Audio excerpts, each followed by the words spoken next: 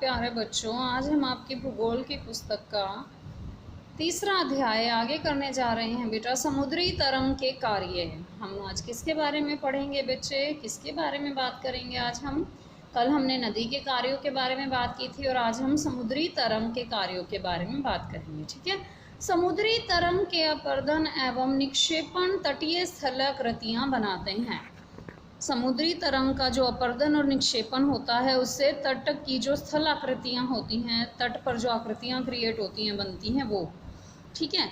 समुद्री तरंगे लगातार शैलों से टकराती रहती हैं, क्योंकि समुद्र की जो लहरें होती हैं बेटा वो लगातार ऊपर नीचे की ओर होती है ना, आगे आ रही हैं, पीछे जा रही हैं, तो वो लगातार चट्टानों से टकराती रहती हैं, जिससे दरार विकसित होती है। समय के साथ ये बड़ी और चौड़ी होती जाती हैं। इनको समुद्री गुफा कहते हैं।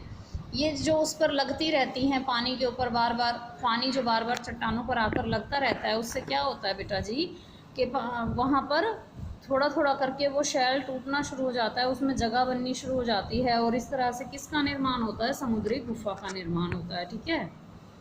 और इन गुफाओं के बड़े होते जाने पर इनमें केवल छत ही बचती है, जिसे तटीय मेहराब यानी शिला या दरवाजे के ऊपर की धनुष जैसी बनावट बनते हैं, कहते हैं।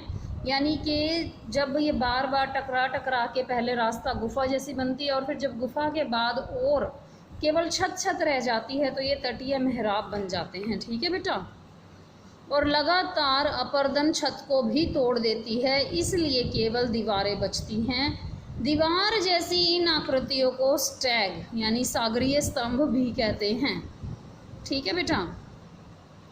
और समुद्री जल के ऊपर लगभग ऊर्ध्वाधर यानी सीधे उठे हुए ऊंचे शैलीय तटों को समुद्र भृगु कहते हैं।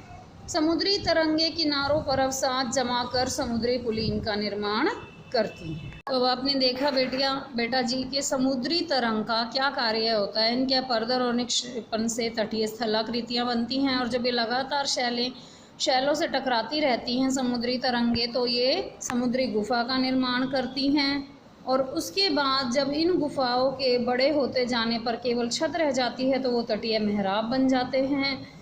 और जब अपर्दन छत को भी तोड़ देती है, केवल दीवारें रह जाती हैं, तो इस आकृति को स्टैक कहा जाता है।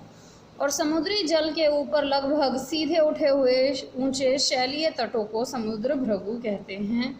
ठीक है। और समुद्री किनारों पर जब अवसाद जमा हो जाता है तो समुद्री पुलिन का निर्माण करता है। ठीक है बच्चे।